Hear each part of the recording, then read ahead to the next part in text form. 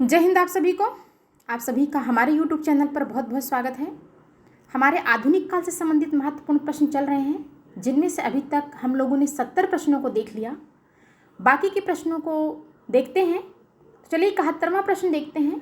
71वां प्रश्न है कि प्रकृति का सुकुमार कवि किसे कहा जाता है?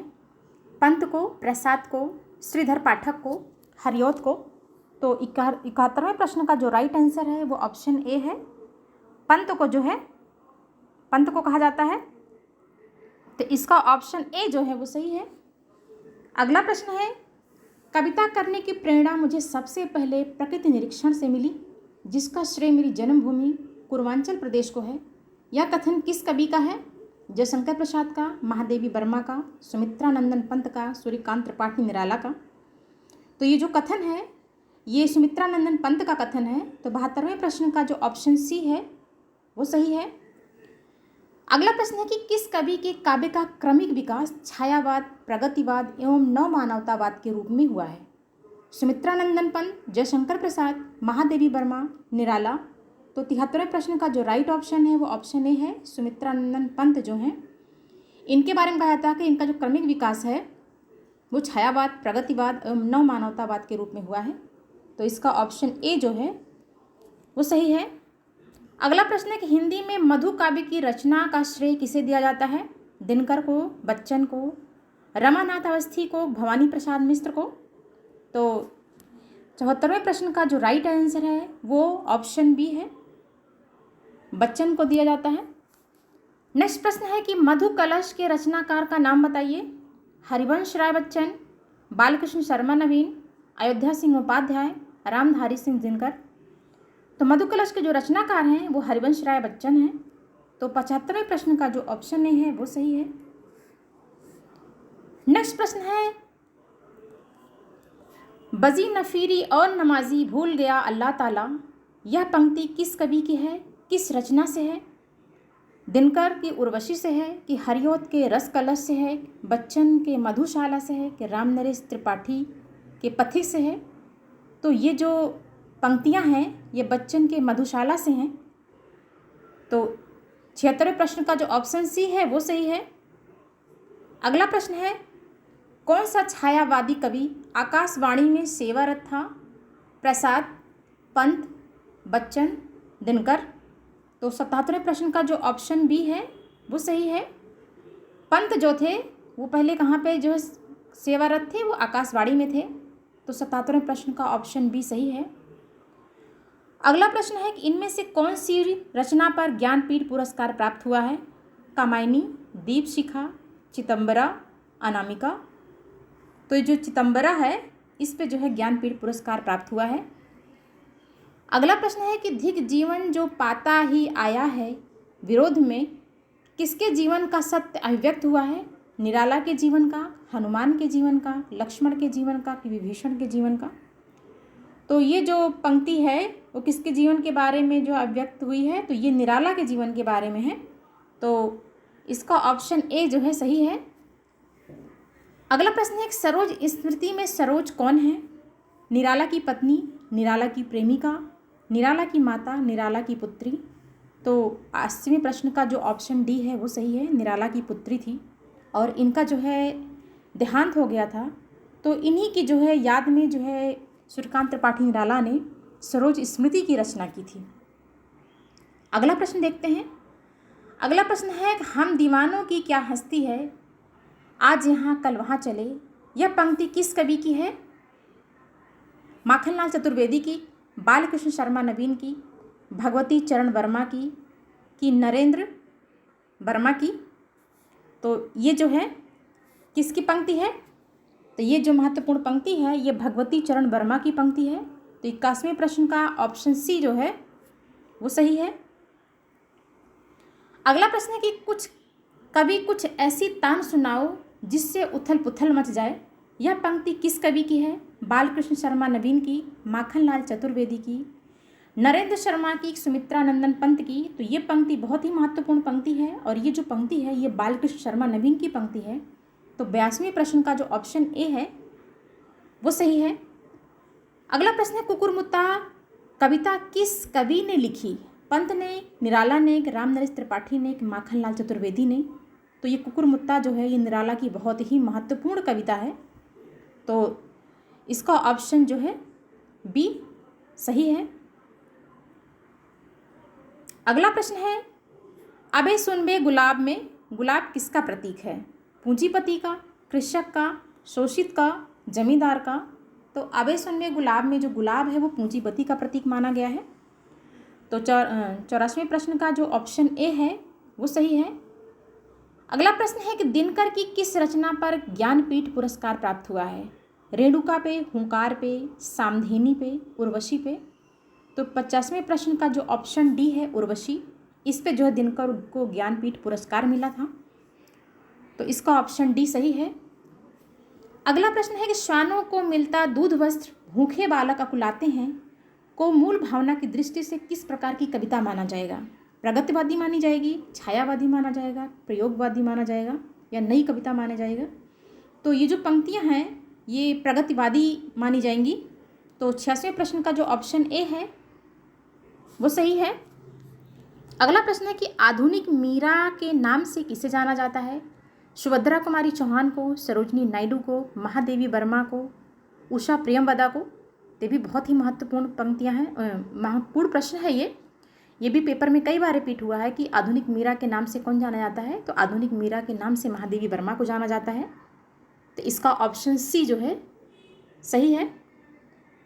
नेक्स्ट प्रश्न है कि प्रवासी के गीत नामक काव्य संकलन किस कवि का है?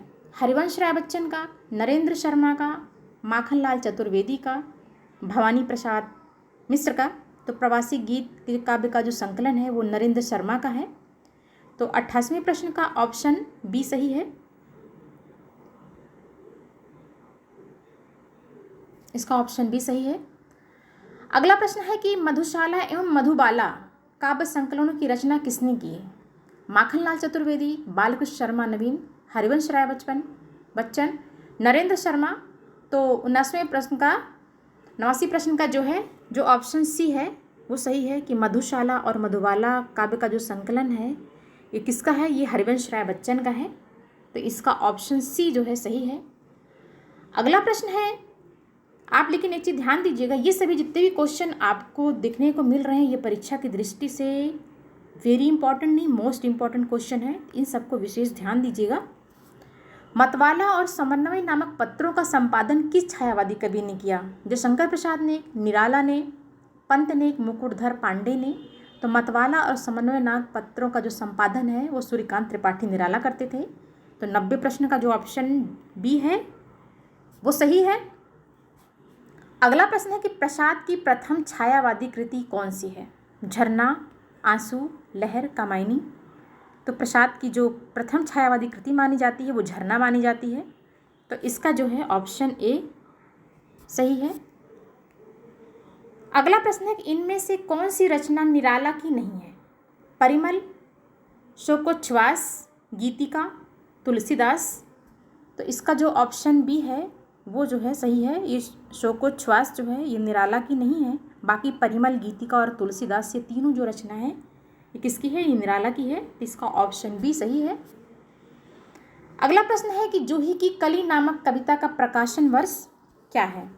1916 ईस्वी, 1920 ईस्वी, 1936 ईस्वी, 1925 ईस्वी। तो जूही की कली नामक कविता का जो प्रकाशन वर्ष माना जाता है वो ऑप्शन ए है 1916 ईस्वी है।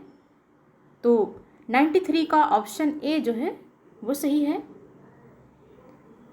अगला प्रश्न है, जूही की कली कविता को सरस्वती संपादक महावीर प्रसाद द्विवेदी ने क्या आरोप लगाकर प्रकाशित करने से इनकार कर दिया था? इसमें प्रकृति का मानवीय चेतना का आरोप है, इसमें अश्लीलता है, इसमें लाक्षणिक पदावली है या छंदबद्ध नहीं है। तो इसका जो राइट ऑप्शन है वो ऑप्शन बी है। इसमें उन्होंने अश्लीलता का आरोप लगा करके इनकी रचना जूही की कली को उन्होंने क्या कर दिया था? प्रकाशित करने से इनकार कर दिया था। तो 94 का ऑप्शन बी सही है। अगला प्रश्न है, पंत की किस काव्यकृति को छायावाद का मैनिफेस्टो कहा गया है? पल्लो को, गुंजन को, ग्रंथि को कि वीणा को? तो इसका जो राइट आंसर है वो ऑप्शन ए है। पल्लो जो है इसको जो है छायावाद का मैनिफेस्टो कहा जाता है। नेक्स्ट प्रश्न है, पंत जी की किस काव्य कृति में भाषा, अलंकार, छंद, शब्द चयन के संबंध में एक लंबी भूमिका है? गुंजन में, ग्रंथि में, पल्लव में, वीणा में? तो 96 का जो ऑप्शन सी है वो सही है। पल्लव जो है ऐसी इनकी कृति है जिसमें भाषा, अलंकार, छंद, शब्द के चयन संबंध में एक लंबी भूमिका है। नेक्स्ट प्रश्न है कि परिवर्तन कविता का मूल स्वर क्या है? क्षणवाद, प्रकृति चित्रण, जीवन की नश्वरता, सब कुछ परिवर्तनशील है। तो 97 का जो ऑप्शन डी है, सब कुछ परिवर्तनशील है, ये सही है। अगला प्रश्न है कि हिंदी का कौन सा छायावादी कवि अरविंद दर्शन से प्रभावित होकर काव्य रचना करने लगा था? ये भी बहुत ही महत्वपूर्ण प्रश्न है। प्रसाद, पंत, निराला, रूप नारायण पांडे? तो इसका जो राइट आंसर है वो ऑप्शन बी है। पंत जो थे, सुमित्रानंदन पंत जो थे, वो अरविंद दर्शन से प्रभावित थे। तो इसका राइट आंसर क्या है? ऑप्शन बी है। अगला प्रश्न है, स्वर्ण काव्य की रचना हिंदी के किस कवि ने की? नरेंद्र शर्मा ने, बालकृष्ण शर्मा नवीन ने, सुमित्रानंदन पंत ने, हरवंश राय बच्चन ने? तो 99 का जो राइट आंसर है वो कौन सा है? वो सुमित्रानंदन पंत है। स्वर्ण काव्य की रचना जो है किसने की थी? वो सुमित्रानंदन पंत ने की थी। अगला प्रश्न है, इनमें से कौन सी कृति में महादेवी की संपूर्ण कविताएं संकलित हैं? सांध्य गीत में, नीरजा में, दीपशिखा में, कि यामा में? तो इसका जो राइट आंसर है वो यामा है। यामे में महादेवी वर्मा की जितनी भी कविताएं हैं सब संकलित हैं। इसका ऑप्शन डी सही है। अगला प्रश्न है कि गीत गुंज नामक काव्य संकलन किस कवि की रचना है? पंत की, प्रसाद की, निराला की, कि आरसी प्रसाद सिंह की? तो 101 प्रश्न का जो राइट आंसर है वो ऑप्शन सी है, निराला की है। तो गीत गुंज नामक काव्य संकलन किस कवि की है? निराला की है। अगला प्रश्न है कि इनमें से ओज और औदात्य का कवि किसे कहा जाता है? प्रसाद को, पंत को, निराला को, कि महादेवी वर्मा को? तो 102 प्रश्न का जो राइट आंसर है वो ऑप्शन सी है, निराला को माना जाता है ओज और औदात्य का कवि। अगला प्रश्न है कि इनमें से प्रसाद की कौन सी रचना गीत काव्य के अंतर्गत आती है? आंसू, झरना, लहर, कामायनी? तो 103 का जो राइट आंसर है वो है लहर, ऑप्शन सी सही है इसका। जो लहर है ये जो है इनकी किस में आती है? गीत काव्य के अंतर्गत आती है। अगला प्रश्न है कि आंसू का कौन सा संस्करण रहस्यवादी भावनाओं से युक्त कर दिया गया? प्रथम संस्करण, द्वितीय संस्करण, तृतीय संस्करण? कोई नहीं। तो इसका जो राइट आंसर है वो ऑप्शन बी है। इनका जो द्वितीय संस्करण है वो रहस्यवादी भावनाओं से युक्त कर दिया गया है। तो 104 का ऑप्शन बी जो है सही है। अगला प्रश्न है कि आचार्य रामचंद्र शुक्ल ने छायावाद का जनक किसे कहा है? लोचन प्रसाद पांडे को, रूप नारायण पांडे को, मुकुटधर पांडे को, कि सूर्यकांत त्रिपाठी निराला को? तो आचार्य रामचंद्र शुक्ल ने छायावाद का जो जनक मानते हैं वो मुकुटधर पांडे को मानते हैं। इनकी जो पत्रिका थी कवि नाम से, वो जबलपुर से प्रकाशित होती थी। तो इनका राइट आंसर क्या है? ये ऑप्शन सी है। इस तरह से आज की वीडियो में हम 35 प्रश्नों को देखे, यानी टोटल अभी तक हम लोगों ने 105 प्रश्नों को देखा है। आगे के प्रश्नों को जो है आगे की वीडियो में देखेंगे। अगर वीडियो पसंद आई हो तो वीडियो को लाइक कीजिएगा। चैनल पर पहली बार हैं तो प्लीज़ चैनल को ज़रूर सब्सक्राइब कीजिएगा और शेयर भी कीजिएगा। धन्यवाद।